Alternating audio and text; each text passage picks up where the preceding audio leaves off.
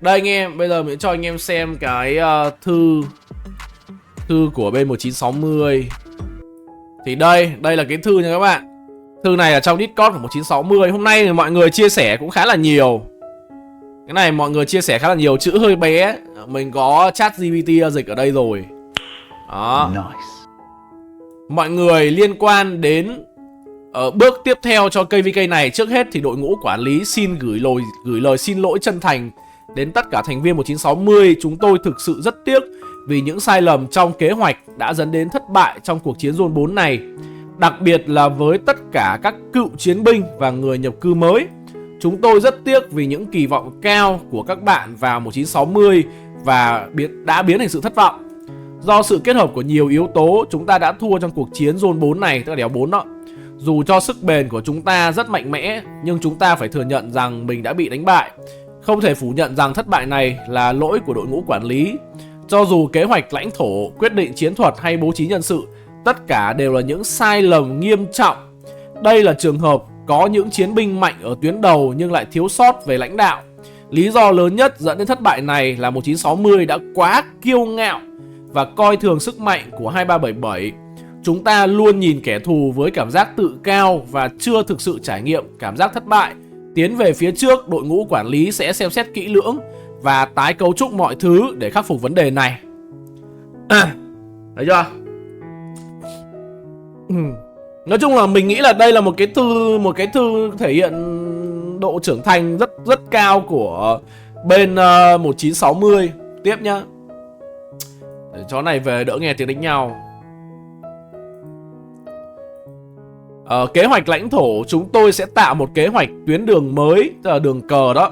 Do giai đoạn tiếp theo của trận chiến, chúng tôi cần mọi người thu thập dữ liệu tài nguyên từ tất cả liên minh.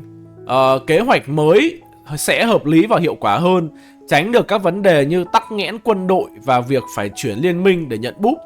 Quyết định chiến thuật, Alano, chắc là lead của bên 1960, sẽ đánh giá lại cách tiếp cận KVK này, học cách tôn trọng kẻ thù và xây dựng một kế hoạch chiến đấu chi tiết và chiến lược hơn. Chúng tôi đã có một số ý tưởng ban đầu, bố trí nhân sự này. Tất cả người chơi bao gồm cả tài khoản farm sẽ được phân công kỹ lưỡng và rõ ràng hơn để tránh thiệt hại quân đội không cần thiết.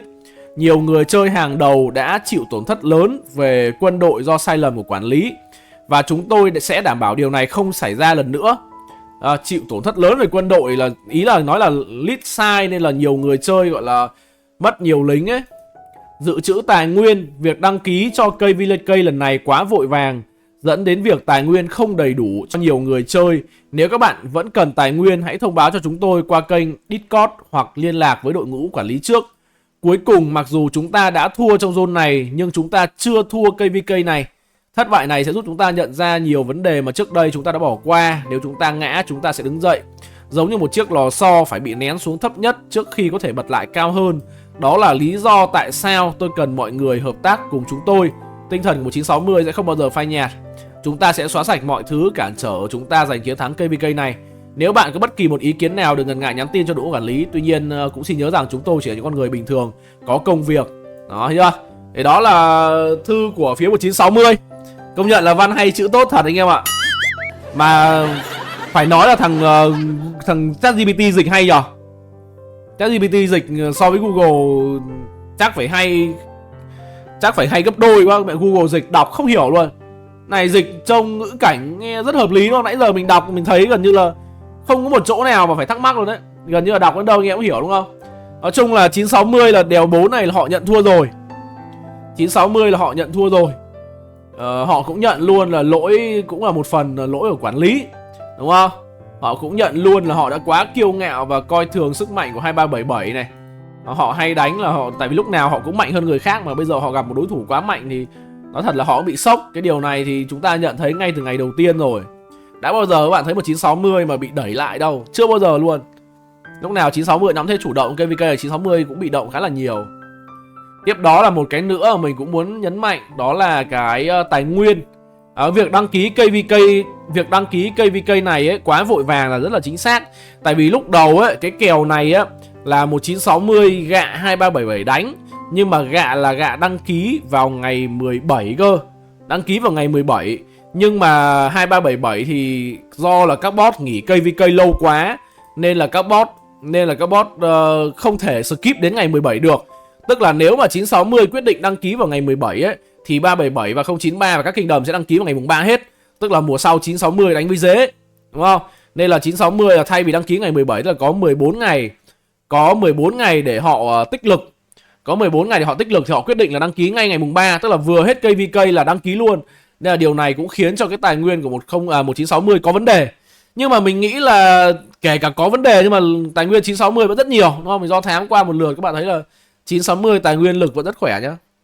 Đấy, nhưng mà 960 nhận thua đèo 4 nha anh em. Hơi tiếc cho các fanboy của 1960 nhưng mà không sao, mình nghĩ là với cái tinh thần gọi là học hỏi từ thất bại ấy, mình nghĩ là 960 sẽ quay trở lại khá là mạnh ở đèo 5.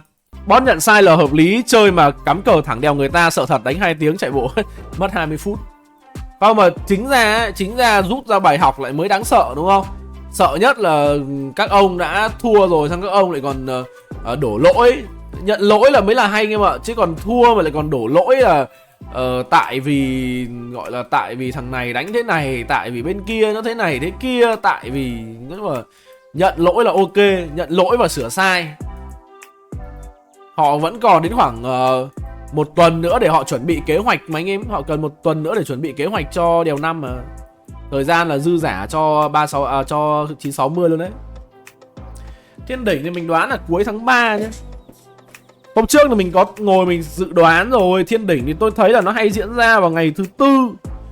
Thiên đỉnh nó thường diễn ra vào tầm ngày thứ Tư. Mà bây giờ mình đang xem cái lịch của mình ở đây anh em xem nhá. Cái lịch của mình thì bây giờ là ngày mùng 3 đúng không? Mà bây giờ thứ Tư chỉ ngày 12. Ngày 12 khả năng là update, đúng không? Mà update xong thì đến ngày 19. Thường thì update xong tôi ít thấy khi nào mà update xong thiên đỉnh luôn. Nên là mình nghĩ là chỉ có tầm ngày 19 hoặc ngày 20 thôi. Mà ngày 19 thì như mình vừa nói là khả năng là nó hơi gần so với thời gian update, đúng không? Update xong toàn 1-2 tuần các bạn mới có sự kiện. Nên là mình thiên rất nhiều là thiên đỉnh nó sẽ vào ngày 26. Đấy, tầm ngày 25 đến trở về sau, cuối tháng 3. Bộ mới thì có thông báo gì đâu. Đấy là mình chỉ dự đoán anh em thôi. Nói chung là chắc chắn là khoảng từ ngày 19 đổ đi. Tôi đoán là khoảng đấy. Tôi đoán ít khi sai lắm. Mỗi khi tôi đoán sai tôi đoán không trúng rồi.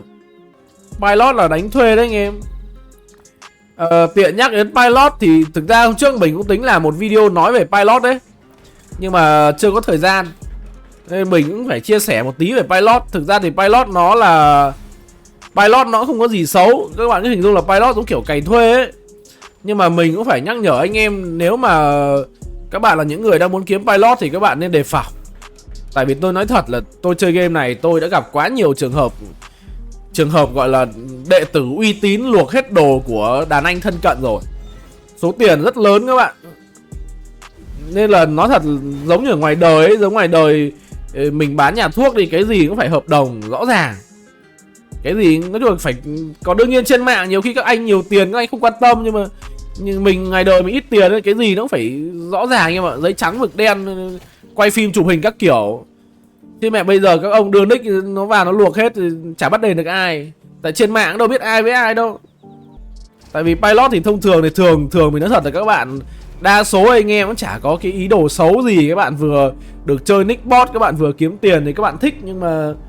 Nhưng mà ví dụ 100 ông đi, 1-2 ông nhiều khi nó làm ảnh hưởng đến những ông còn lại. Đúng rồi, ai cũng legit cho đến khi họ scam ấy, khó nói lắm. Ví dụ tự nhiên đến đợt đấy gia đình họ xảy ra câu chuyện phát đách có tiền, thôi thì em xin. Yeah, I'm about to fade away, 'cause every time I wake up I feel like it's Monday. Something's going wrong with all the chemicals up in my brain. All of a sudden I don't look at anything the same way. Gotta build up of my thoughts sitting in it.